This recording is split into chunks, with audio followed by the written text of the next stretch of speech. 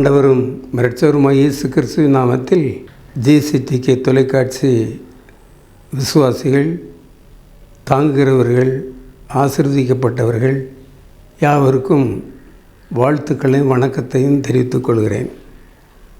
இப்பொழுது உங்களோடு நான் இயேசு பேச இருக்கிறார்.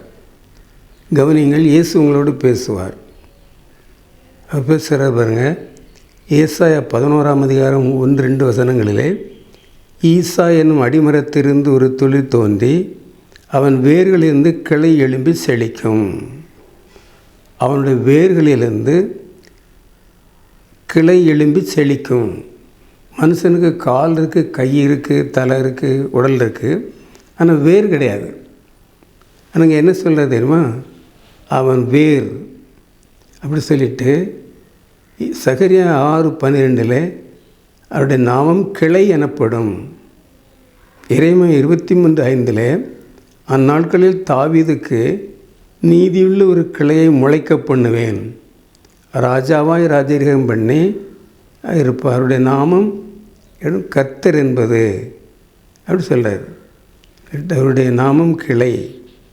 அப்போ நமக்கு எதில் வேர் ஊன்றணும் அப்படின்னா நம்முடைய சிந்தனை தான் வேர்னு சொல்லப்பட்டிருக்கிறது.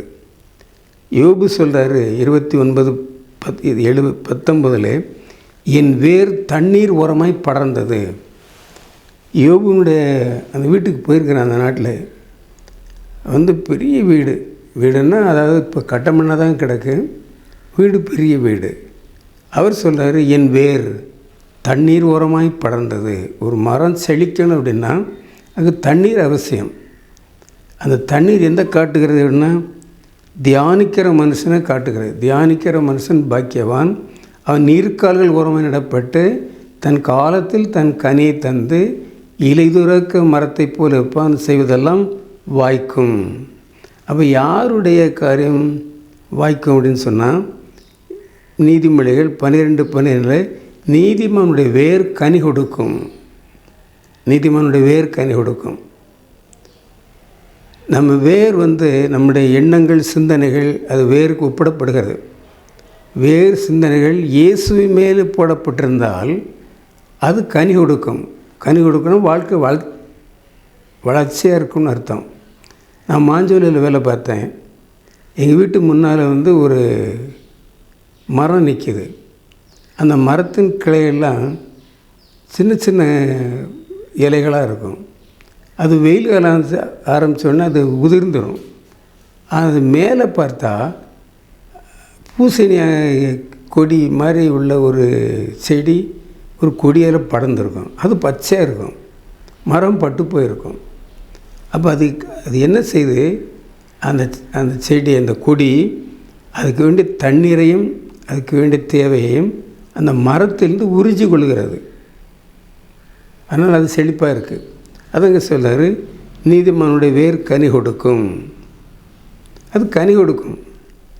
நீதிமொழிகள் 13:12 சொல்கிறார் நீதிமானுடைய வேர் அசையாது. அதை அசைக்க முடியாது, நம்ம யாரும் அசைக்க முடியாது.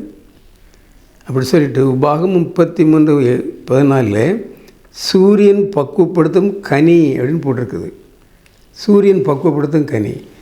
யார் பக்குவப்படுத்துகிறா? அந்த சூரியன் யார் அப்படின்னு கேட்டால் மல்கியா 4:2 என் நாமத்துக்கு பயந்திருக்கிற உங்கள் மேல் நீதியின் சூரியன் உதிக்கும்.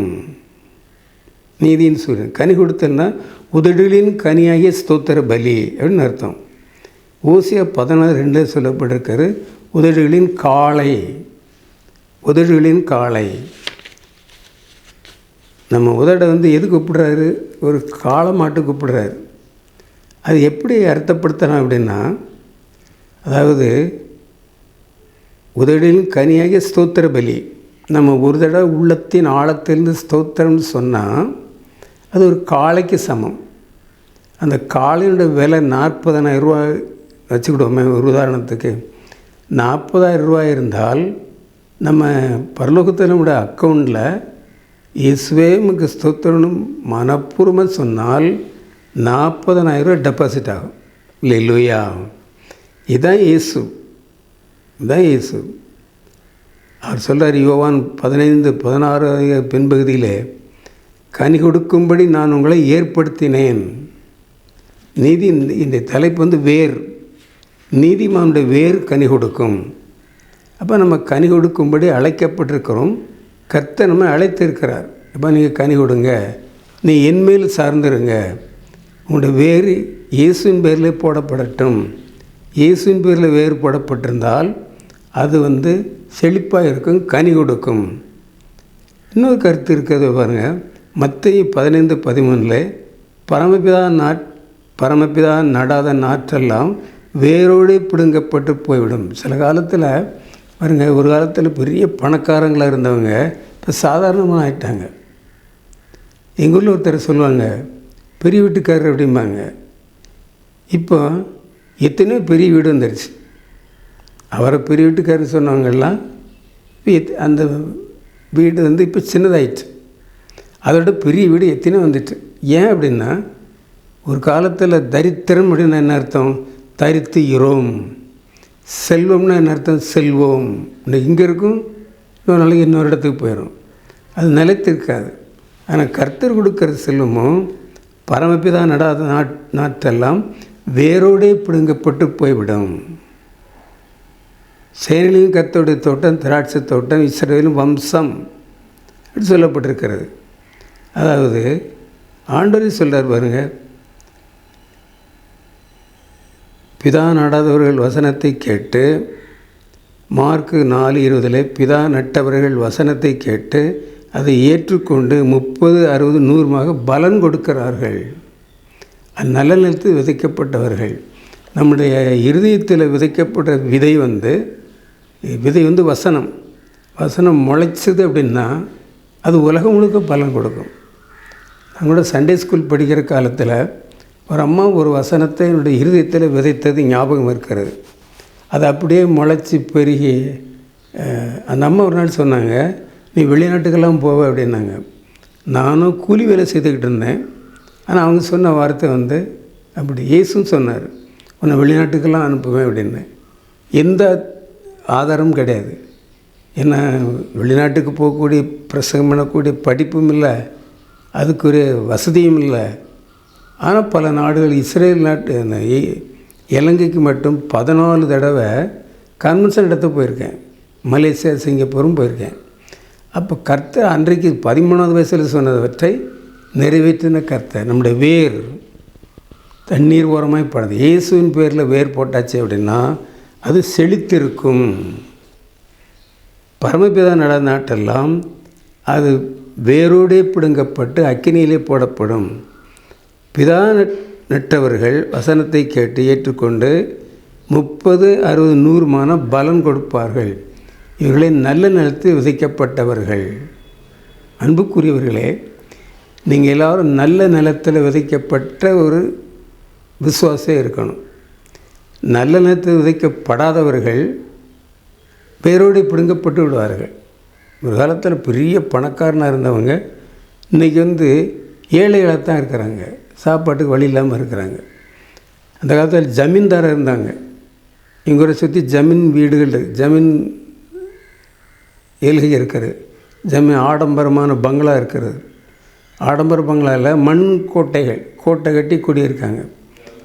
ஒரு காலத்தில் அவங்கள குதிரையில் ஏற்றிட்டு வந்து அவங்க போகும்போது பாய் விரித்து அது மாதிரி நடந்து போயிருக்காங்க. இப்போ அந்த தெருவில் ஆளே இல்லை விட நொறுங்கி போயிடுச்சு. ஏன் அப்படின்னா மனுஷரையும் அவங்க மதிக்கலை, தேவனையும் கடவுளையும் மதிக்காதனால அது வேரோடே பிடுங்கப்பட்டு போய்விட்டது. கடைசி ஒன்று சொல்ல பாருங்க, உங்களுக்கு லூக்கா 17:6 சொல்லப்பட்டிருக்கிறது, கடுகு விதையளவு விசுவாசம் இருந்தால் இந்த காட்டத்தி மரத்தை பார்த்து நீ வேரோடே பிடுங்கி கடலில் நடப்படுவாயாக என்று சொன்னால் அது உங்களுக்கு கீழ்ப்படியும். விசுவாசத்தினோட உச்சகட்டம் தான். நமக்கு ஒரு நம்பிக்கை இருக்கணும். இயேசுவின் பேரில் நம்பிக்கை இருந்தால் அந்த கடுகு விதையளவு, கடுகு வந்து சாப்பிட்ற பொருட்களே சின்னது கடுகு தான். அந்த கடுகு விதையளவு நமக்கு நம்பிக்கை இருந்தால் வேரோடே பிடுங்கி கடலில் நடப்படுவாயாக என்று சொன்னால் அது அப்படியே நடக்கும். அன்புக்குரியவர்களே, இந்த வசனத்தை கேட்டவர்களே, உங்களுடைய வேர் இயேசுவின் பேரிலே பட வேண்டும். உங்களுடைய வேர் தண்ணீர் ஓரமாய் பட வேண்டும். அப்போது 30, 60, 100 பலன் கொடுத்து இந்த உலகத்தில் நீங்களே பெரிய பணக்காரராக இருப்பீர்கள், ஆசீர்வதிக்கப்பட்ட விசுவாசிகளாக இருப்பீர்கள். இப்படிப்பட்ட பாக்கியத்தை இயேசு இன்றைக்கு உங்களுக்கு தருவார்.